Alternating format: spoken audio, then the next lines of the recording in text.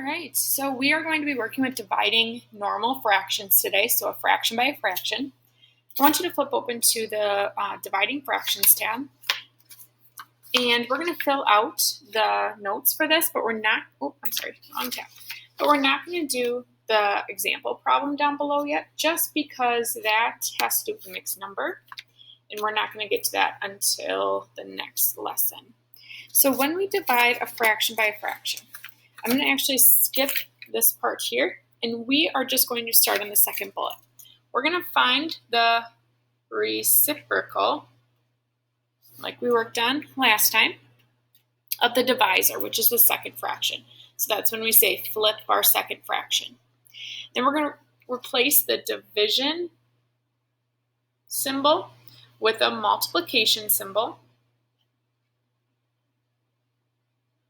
So this little booklet does these steps opposite of what I do. I always say flip your sign, flip your second fraction. Flip your sign, flip your second fraction.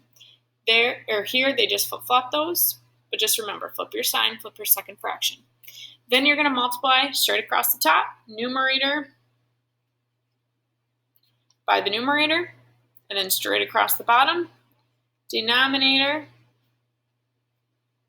by denominator, and then simplify your answer. And I'm going through this kind of quick today, but that's because we've done the majority of the basics of dividing fractions last week. So when we divided a whole number by a fraction, we did the same step. We just actually added one extra step.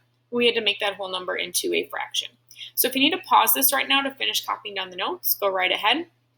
Otherwise, we're going to open up our math textbooks to page 320. Actually, 318.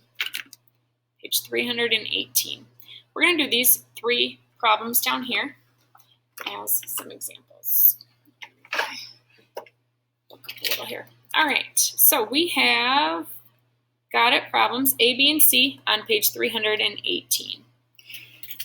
When we are dividing fractions, we rewrite our first fraction down below, and then we flip our sign, flip our second fraction.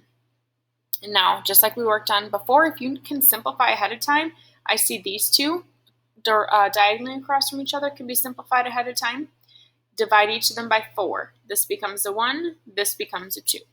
Now I have 1 times 2 is 2 over 1 times 3 is 3. And I can't simplify that anymore. That's in its simplest form, so our answer is done.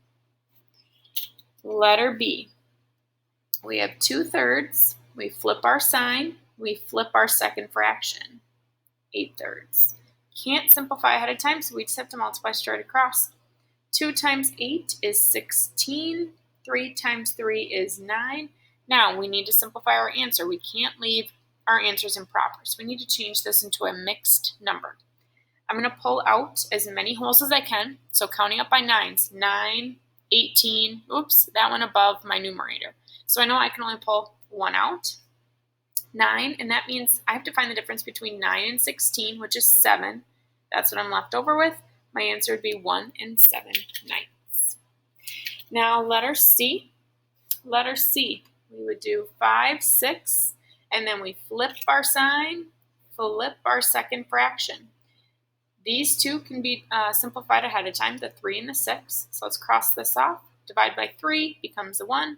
Divide by 3 becomes a 2. And now I have 5 times 1 is 5 over 2 times 1 is 2. Can't leave this answer improper, so let's change that to a mixed number. Count up by 2s. Count up multiples of your denominator. 2, 4, and that's as close as I can get to my numerator without going over. So I counted 2 holes, and I have 1 from 4 to 5 left over. 2.5 would be my answer. Now I would like you to flip to page 320. 320. We're going to do a couple more here up at the top on the guided practice.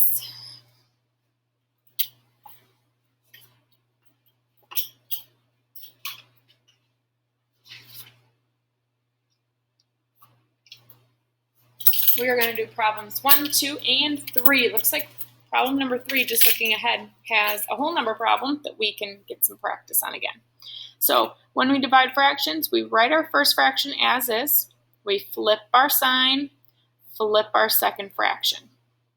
I can reduce these ahead of time. Divide by 2, that becomes a 1. Divide by 2, that becomes a 2. 1 times 1 is 1. 2 times 1 is 2. My answer is 1/2.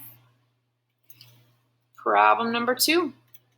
5, 6. I write my first fraction as is. I flip my sign, flip my second fraction.